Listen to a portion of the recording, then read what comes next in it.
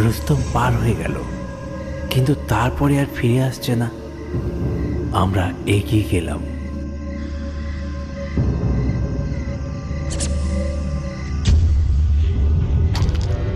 যে দেখি রুস্তম অজ্ঞান হয়ে পড়ে আছে।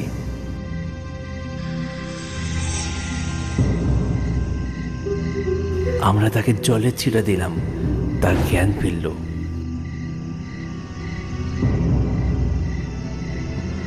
তার জ্ঞান ফিরলে আমরা তাকে জিজ্ঞাসা করলাম কি হয়েছে। সে কোনো উত্তর দিল না, শুধু বলল, আমি বাড়ি যাই।